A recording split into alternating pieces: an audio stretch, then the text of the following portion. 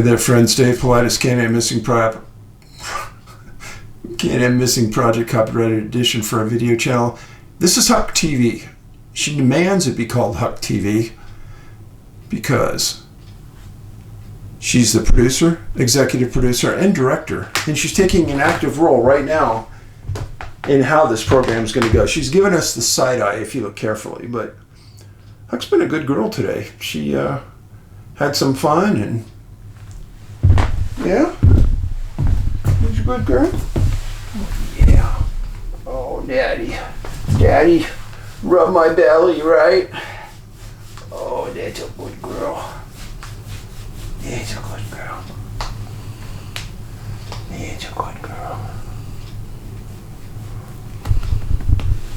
She's still all nice and clean from her bath a couple days ago. And Huck likes taking a bath. When I take her in there, she's not reluctant at all to step right into the tub, and oh yeah, no, she has a lot. I know some dogs don't like it, but not Huck.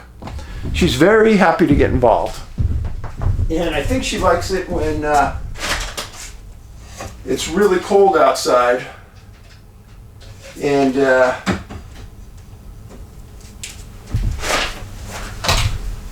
she gets in the water and it's all nice and warm. She's very happy. Very happy. Okay, friends. Some things happening on the home front here that we got to tell you about. Our views are crashing. They're still crashing. I think somebody at YouTube is watching and they're purposely just, in the last month and a half, they've gone down 20%. So we've continued to go down. I don't know what I can do. I've essentially just given up. I mean, I'm going to keep doing the videos, but I don't know what else to do. I'm doing a longer format this time, like I've done the last 2 times. So hopefully the views will last longer and we'll get more credit. But the last time I did this, it didn't happen. But we're going to try it. What the heck? We don't have anything to lose at this point. In the last year, our revenue and views have dropped 58%. Horrific. While our subscriber base is still going up. Makes no sense. So what we're going to do, within the next 2 months, we're going to start on a platform similar to Zoom. We're not going to Rumble. I've been on Rumble. I went the Rumble route. And for every dollar I make right here on YouTube, I make 3 cents on Rumble. It's horrible. Their ad base is horrible. So we're going to go on Zoom on a pay-per-view basis. And we're going to do some things there that I've never done before. So you'll see it's going to be quite different. Scratch, scratch, scratch.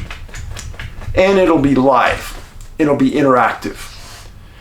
The price base for an hour to 2 hour long live segment is going to be between $2.50 and $6 once or twice a month. We're going to see how it goes. We're trying to figure out our way here, and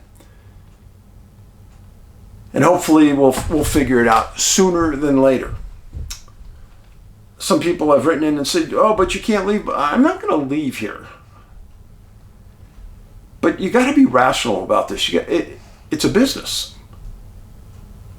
I'm sorry, but it is. This takes up the majority of my time all week. It's this.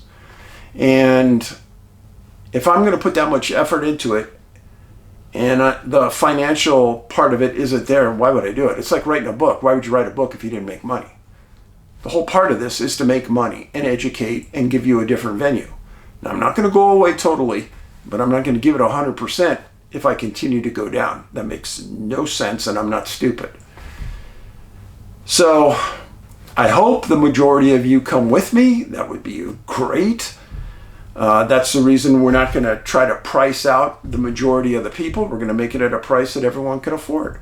or almost everyone could afford. I realize that we're in tough times, and a lot of us are, I'm feeling the crunch. I'm sure you're feeling the crunch. So, today, one case, lengthy case, a national park case. A case you've never heard of. At least I've never heard anybody talk about it. And what you need to do, go get a cup of tea, a coffee. If it was me, an almond croissant. Put your feet up. If you were in Montana, put a blanket over you. When I got up this morning and took Huck outside, it was 5 degrees. The dog is crazy. When I take her out in that cold weather, she loves it. She loves it. Dave is freezing his tush off. And Huck is just, what's wrong, Dad? Oh, boy. I love that dog. And by the way, all your comments about your dogs, I love them. I really appreciate them. And everyone's comments are right on key. Many of you have stated that your dog probably saved your life. Yeah. I mean, being alone in my house, if Huck wasn't around, it'd be tough. It'd be tough. All right, let's get on with the case. It involves a woman named Shannon Sheil, 34 years old, went missing October 12th, 1994. Stop right there. I know a lot of you are going to comment, why is a woman alone on a trail by herself? Friends, I can tell you there's been hundreds of times where I've been on a trail and seen a woman alone hiking. It's not that unusual anymore. They can't find people to go with them. They're going to go. So she went missing at Saro, Saguaro, Saro National Park east of Tucson, Arizona. Give you a little map here. A big map overview of it. So there's Tucson, big city. You look to the east, you see where the park is at. You can't miss it. This is the Rincon Valley, Benson, Nogales, Mexico, Mount Lemmon. I've written about people missing on Mount Lemmon. And up north is Phoenix. Some of you have commented, said, Dave, would you please leave the map up a little longer? So I am. I'm giving you several more seconds of looking at the map. There you go. Now, in 1933, the president listed this area as a national monument.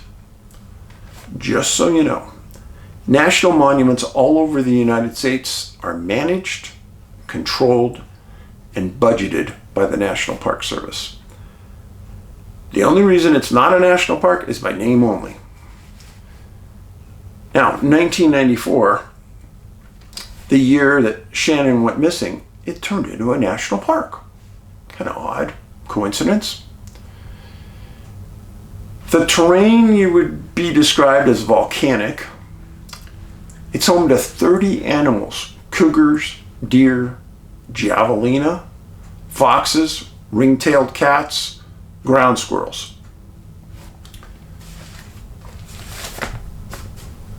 Pay attention to this. They have archaeological sites in the park that go back 8,000 years. And they represent villages, campsites, homesteads, farmsteads. There's a petroglyph at Saro West that's 500 years BC. Now, there's a man named Jonathan Dover. There's an interview I did with him right here on this site. He's probably one of the most interesting men I've ever been with. And he's a former Navajo Ranger. And he has been on the Skinwalker Ranch show on TV. And he's talked about this petroglyph, or petroglyph design specifically. This which you are seeing is inside Saguaro National Park. Now, why is that important? Because in the Skinwalker show, and to me personally, Jonathan has told me that that is a portal insignia.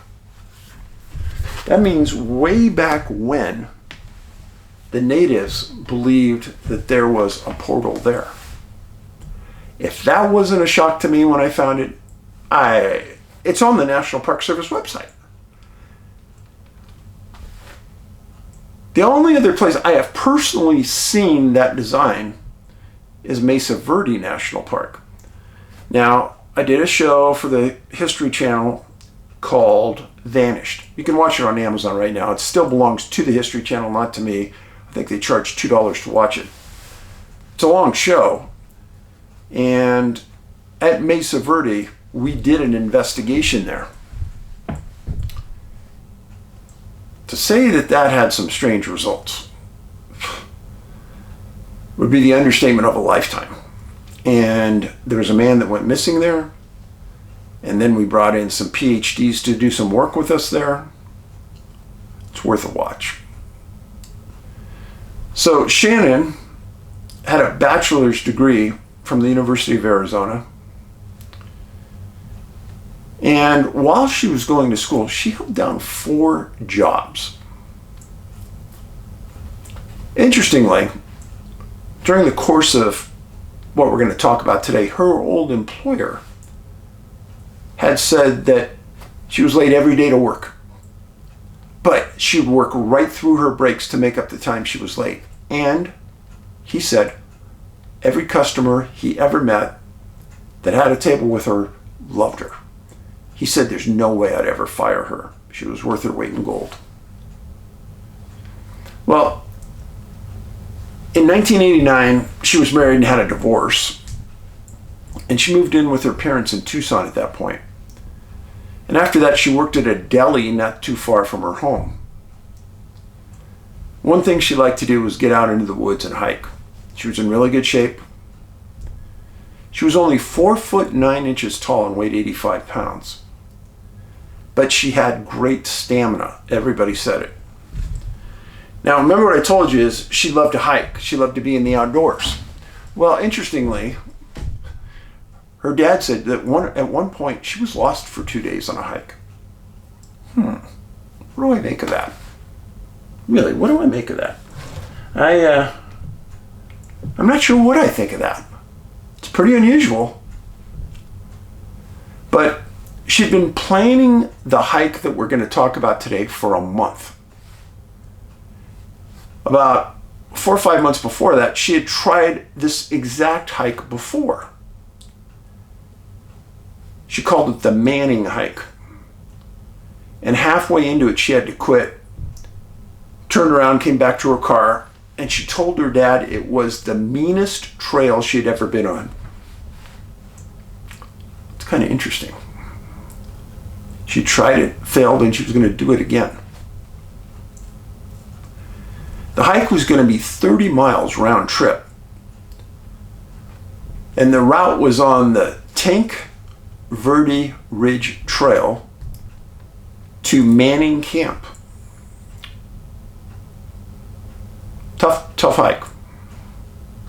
But everybody said that nobody doubted that Shannon could do it because she had not only stamina, she had grit. Well, in planning this hike out for a month, she'd invited her best female friend all the way from high school. And her other friend was going to go, and then about 2 weeks beforehand, she came down with the flu. And when the time came to go on the hike, she was still recovering and she really couldn't do it. And she told Shannon a couple days beforehand, I can't do it.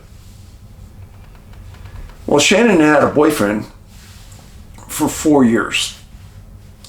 And she asked the boyfriend if he would go. He tried to get the time off of work and he couldn't. Interesting point. The boyfriend was later interviewed by the press. And he said that the vast majority of men he knew couldn't keep up with him on a trail. But Shannon could. And that's one reason why he liked hiking with her. So keep all that in the back of your mind. She was not weak. She was small, but not weak. So the morning of October 12th, 1994, early in the morning, Shannon gets up and drives her gold Camaro to the trailhead, parks her car. She's wearing shorts and a t-shirt, and she locked her money, her wallet, and her jewelry in the trunk of the car. At the time, she was carrying extra clothing, a liter of water, 2 apples, cigarettes she smoked, a lighter, and throat lozenges. Throat lozenges, Dave? Shannon was getting over a really bad cold, coughing, sneezing, very similar to her best friend. But she didn't think that that could inhibit her hike. She thought that it would do her good to be in the outdoors, clear her head, and she was probably right on that point.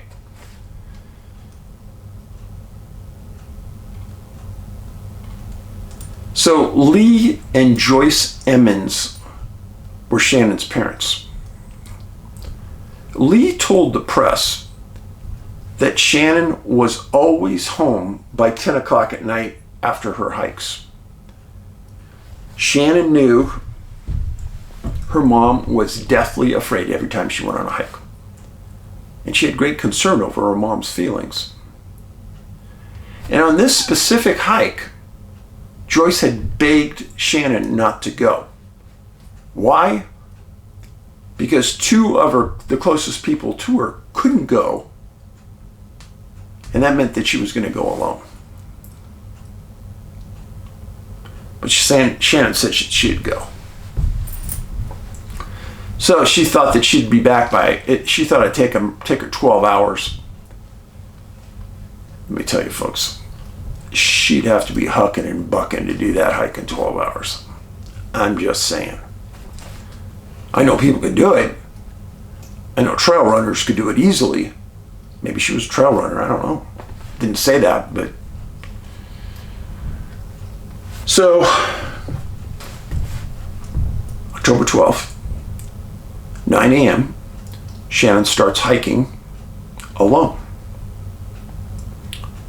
And of course, all day Joyce is worried about her. Weather's good. No issues. It was October. It was probably about the perfect time to go on a hike if the weather was going to maintain. And why is that? Because in the summertime, the weather in Tucson is stifling, way over 100 degrees. And in the winter, the upper reaches of the park where we're talking about get snow. So this is why Shannon picked this date, I'm almost sure. Well, at 10 p.m. that night, October 12th, Shannon hadn't called Joyce's parents. They were sitting waiting. Now you're her parents. How long do you wait? I'm sure her mom was going crazy, and at 1 in the morning, she calls the local sheriff and files a missing person report. Good call, Joyce. Now, I would say that Shannon did just about everything right up to this point. The only fault I have with her at this point is there's nothing saying she had a map, and I know she carried too little water. Just a liter was not enough for this long of a hike. So the sheriff gets on it, 2 o'clock in the morning. Deputies find Shannon's car blocked right at the trailhead. Nothing unusual, just as they expected. The next morning, Shannon's parents go up, bring up the keys to the car. National Park Service had already engaged. They had 30 people on site, ready to go up the trailhead. And the Park Service had requested in the Arizona Department of Public Safety helicopter. Searchers hiked up the trail 8 miles, surrounding area scanned. It's important that when you're first on a search, that you cover that low-hanging fruit first. You don't know. Maybe somebody hiking up the trail had a stroke, heart attack. There was not one indicator that Shannon ever would have left the trail. There was no reason to leave the trail. So keep that in the back of your mind. That first day, 8 o'clock, searchers are getting pulled off the mountain. Nothing's found. They were calling for canines, and they were calling for professional trackers from the Department of Corrections in Arizona. Now there's something right there. Sometimes it's hard to find professional trackers. But you know, if you're working for a prison, I think you need that team on your staff. So they said that they'd respond, and they had multiple canine units responding. October 14th. Searchers were sent back up the same trail, covering the same ground. But something weird happened. About 6 miles up that main trail, in the middle of the trail, they find a water bottle that's empty that have several cigarette butts inside of the same cigarettes that Shannon smoked. And the searcher said that was not there yesterday. But I'll beat you this one more time. What else was in that? The wraps from the lozenges that Shannon took with her. Guaranteed that's hers. But searchers were baffled. Why was it there? Who put it there? It wasn't there the day before. So what they decided to do is, from that point in the trail, flare out 2-mile radius and search the surrounding area around that water bottle. Canines were brought up into that area, given the scent from the bottle. There was no scent trail going anywhere. So now they're super confused.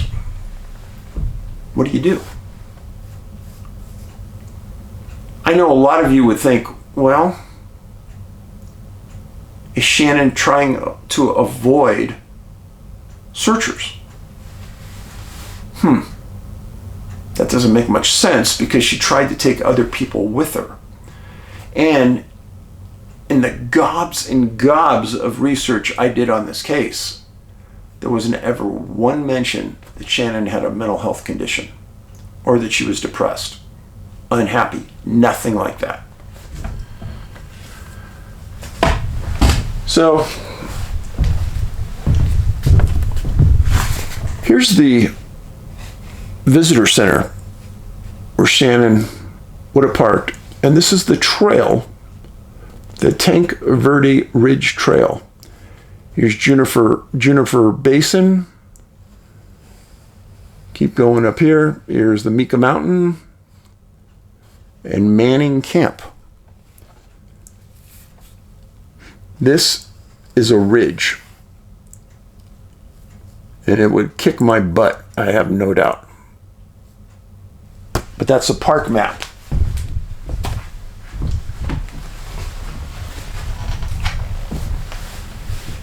So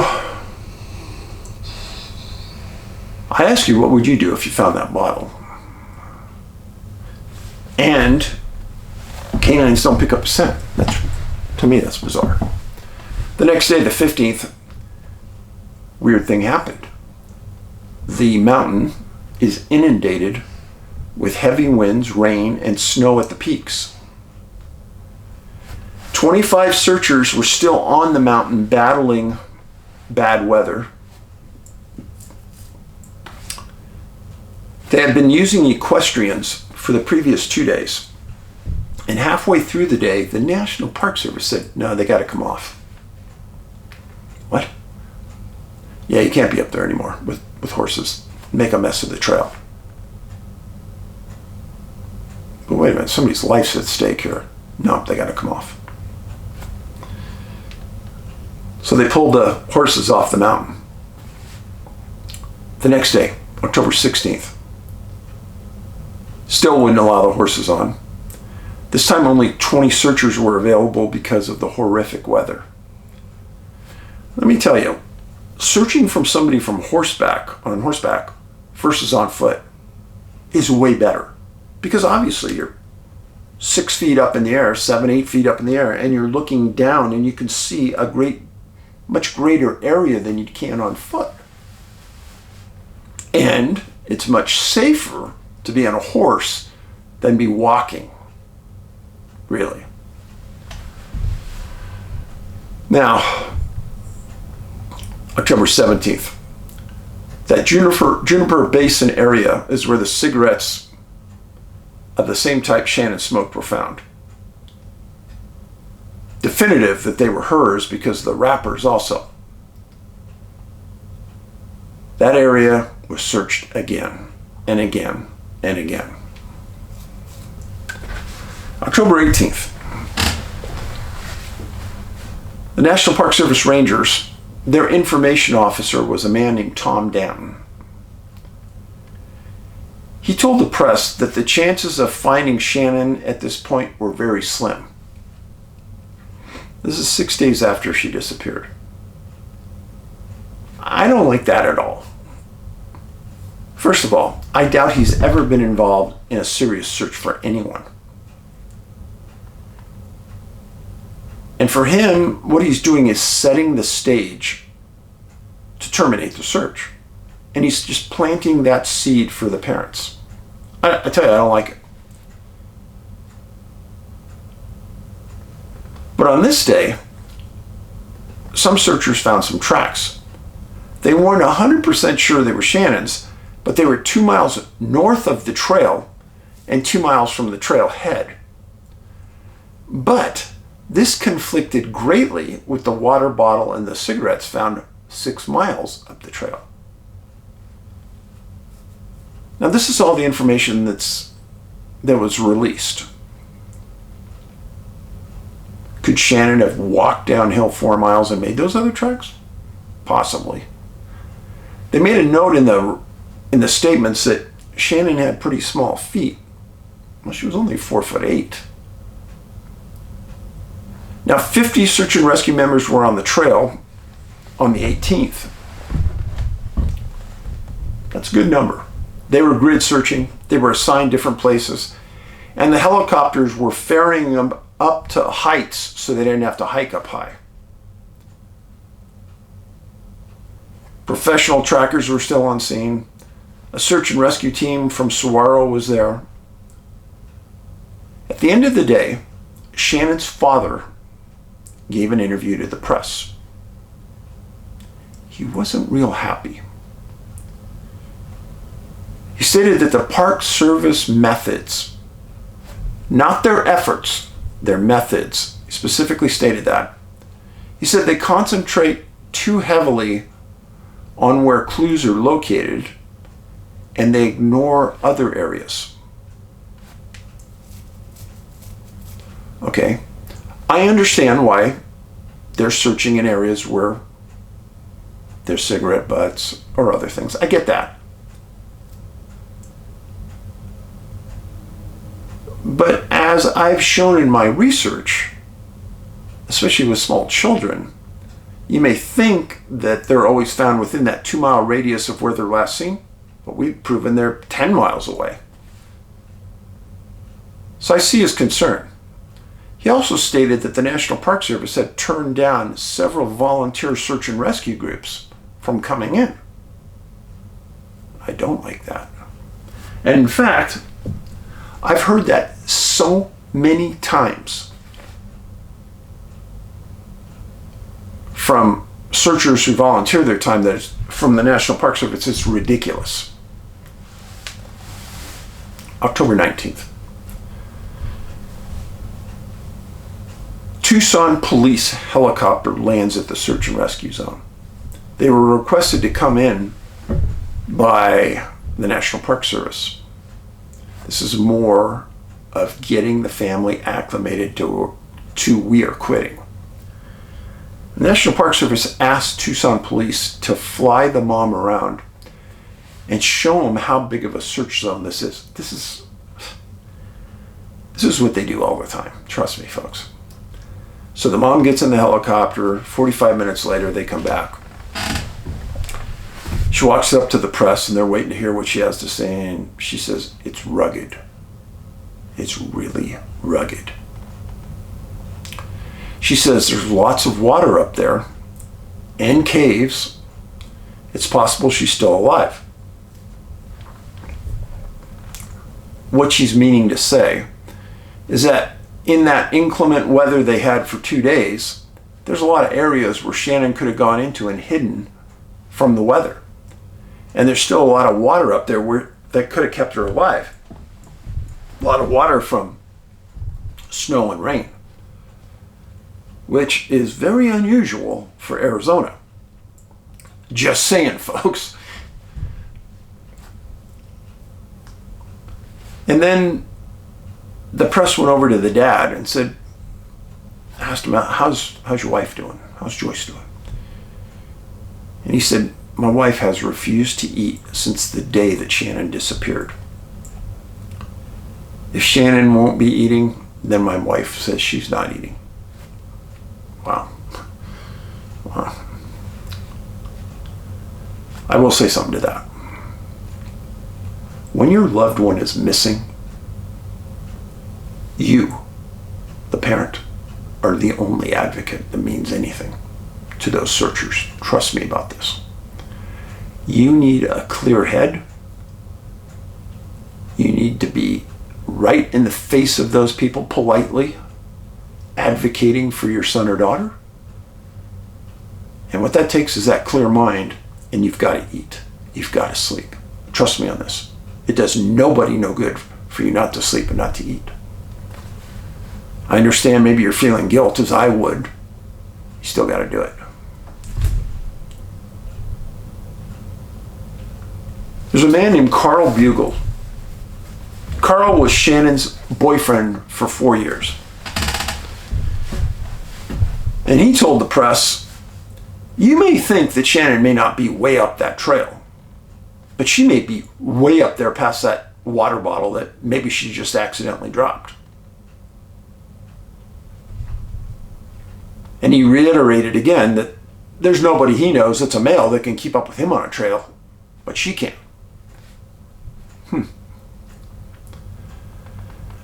Well, the family is getting told that there might be one more day left in the search and that's it. So a friend of the family says, "You guys ought to contact Joyce Martin." Joyce was a psychic in Tucson that supposedly had helped law enforcement find people who were lost in the past. So the family meets with her, and she says, "Let me go home for a bit and I'll come back. Let me just concentrate on your daughter." She comes back and says that, now again, this is on the 19th. Shannon's been gone seven days. She says that Shannon is alive, but she's in pain. Shannon slipped and fell in a crevasse and got hurt when she fell. She's hurt in the temple, shoulder, and back. She's hungry, but she has water, and she put some clothes on that she brought with her. And then she gave a location on a map high up in the mountains, really high up, where she thought Shannon was at. Well, Shannon's folks come back to the Park Service and beg them to go up here and search for their daughter. And they said they will. We'll give you 2 to 3 days. Our 4 best people will do it. Well, October 20th, the National Park Service Rangers, 4 of them, hitch a ride from the Arizona Department of Public Safety helicopter, and they fly the Rangers up into the high mountaintops above 8,000 feet, where the psychic said that their daughter would be.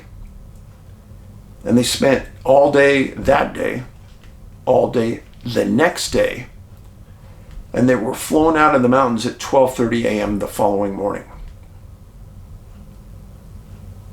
Rangers continued to ask if anyone had seen Shannon on the mountain. This had gone on for days and days through the local paper in Tucson. In fact, let me tell you that this made the paper all over the western U.S. Nobody ever came down and said that they saw Shannon on the trail. And that wasn't real surprising because this trail didn't get a ton of activity at the time.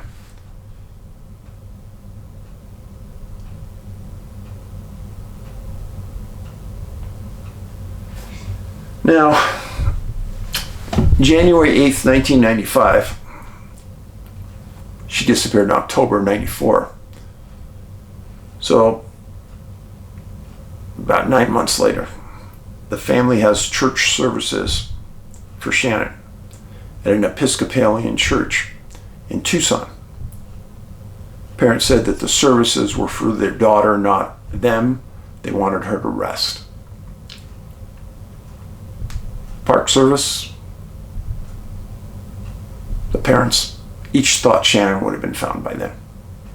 They were very frustrated. A very good friend of mine who lost his son at one point in life said, "Dave, I hear people talk about closure. My son was missing for a long time. And then he was found. His remains were found. And Dave, that didn't give me closure." So I don't like using that word closure because I see what this man meant.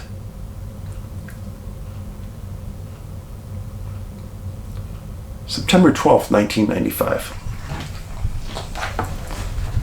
There was an there was an editorial opinion in the local Arizona Tucson paper by a woman named Sandra Diaz. She said that she was with a group that was still searching for Shannon up in the mountains every weekend.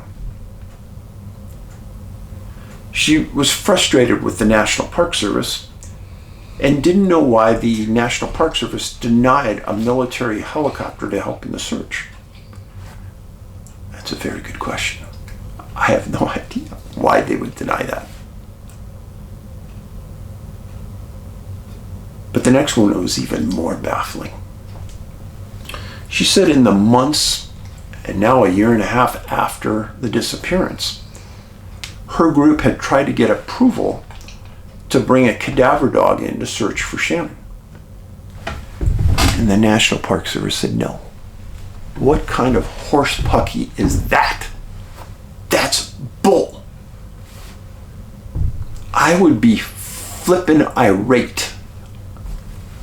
I've told you before what to do if this happens, and now I guarantee you I would do it immediately. If I would have been the parents and I knew what I know, I would have went right to my congressman, had him go right to the head of the Department of the Interior, and I'd put them right in front of the press and say, "You tell me why I can't have a cadaver dog looking for my daughter. You tell me." Yeah, why? I don't know why. Bugs the heck out of me, though.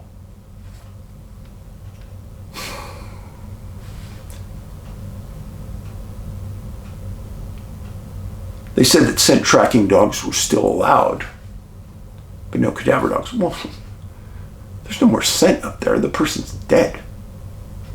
The cadaver dog could pick up a scent from miles away. Shannon's never been found. Even today, we're in 2025. She's never been found, folks. Now, this isn't an endless mountain range. It's baffling to me on this one that she hasn't been found. I mean, I'm really baffled. And I'm mad. I'm mad because I always hear the same complaints about the National Park Service.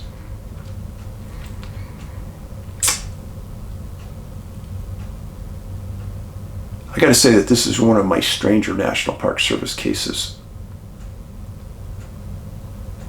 Why would that water bottle and cigarette butts be in the middle of the trail the day after searchers were there on the trail?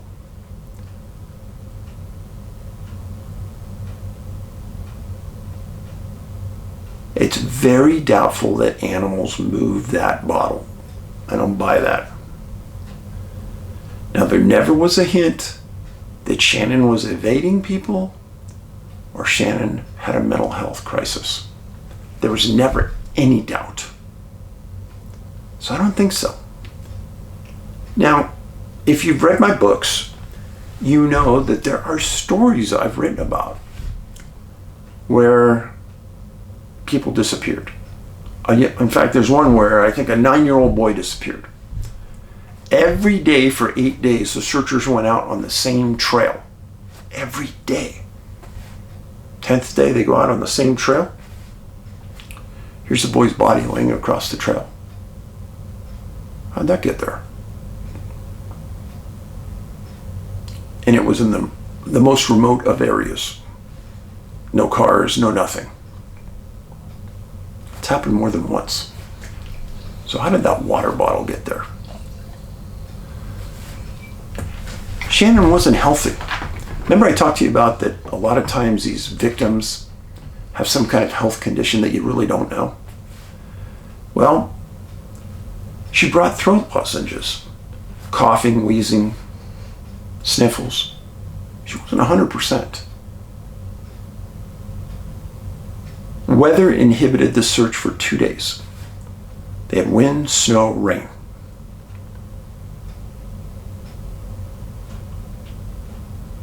When Shannon left to go on her hike, she was only going to do that for 1 day. And that 1 day weather was good. But then afterwards, it got bad.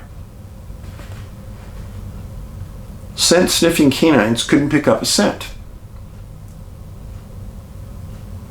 Now, what baffles me about this is once the searchers have that water bottle and the cigarettes, bingo, there's your scent start right there. If there's any thinking that maybe Shannon left it there, well, that's where you start the trail with the scent dogs. What they said was that the dogs couldn't pick up a scent. So that water bottle come from the sky somewhere? Who put it there?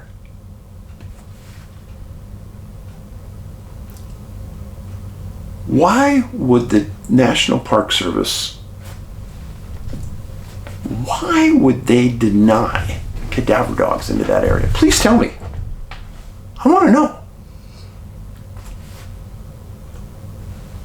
Now here's the funny thing. I know that there's a lot of rangers out there, retired and otherwise, that are watching this show right now. And you know what? I love you guys and ladies. You really do good work. 99% of you are great people. I'm serious. I appreciate the comments you send in to me. They help me.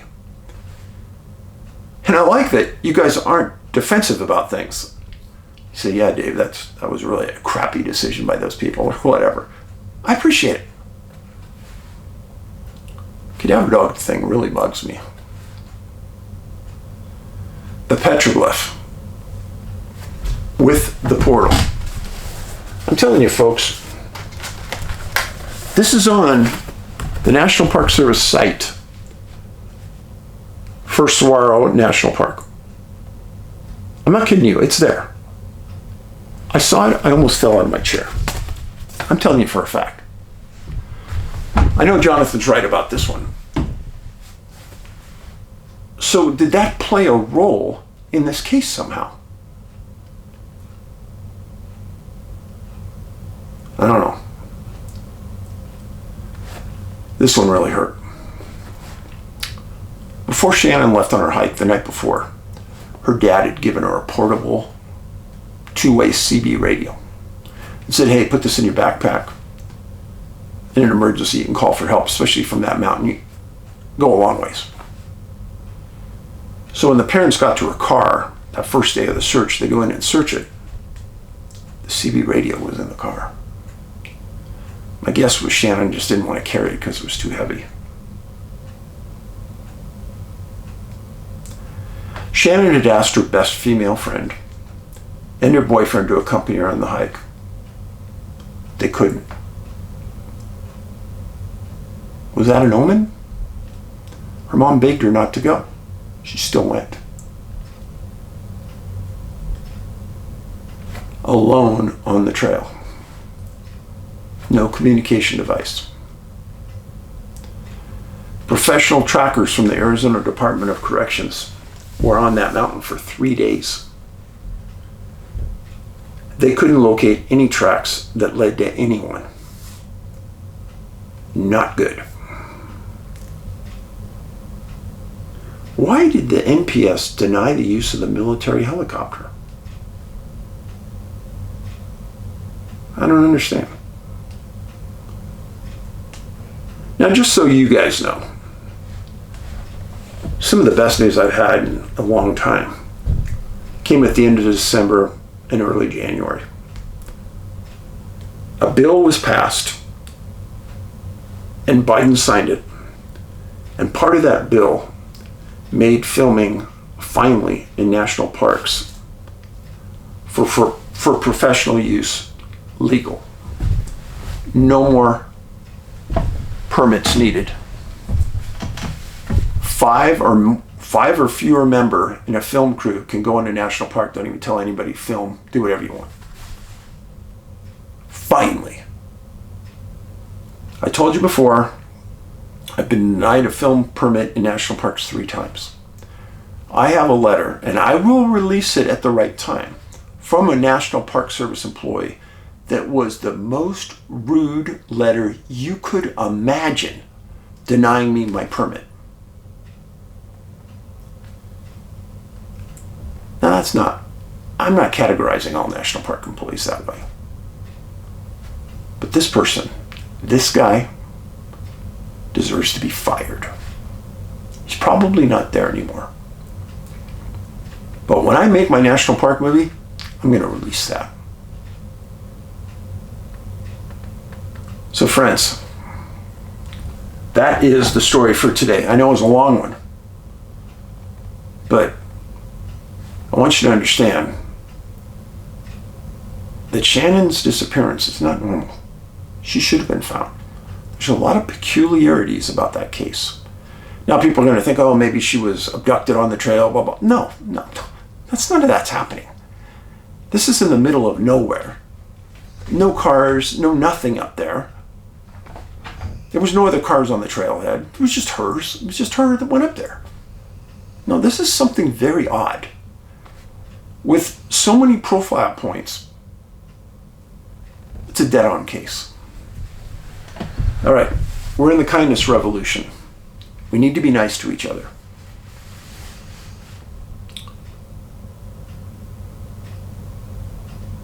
It's pretty easy for me to be nice to you guys. So many nice people I've met over the years at conferences and things, and I'm going to be at a conference in Estes Park, Colorado later this year, a Bigfoot conference right outside the national park, Rocky Mountain National Park. Just Google Estes Park Bigfoot conference. And then I'm also going to be in Bozeman, Montana, the beginning of summer at another conference, NeoCon, I think it's called, NeoCon. Follow me on Twitter, because all those things are on Twitter right now. My Twitter is at CanAm, like Canadian American, at CanAm Missing.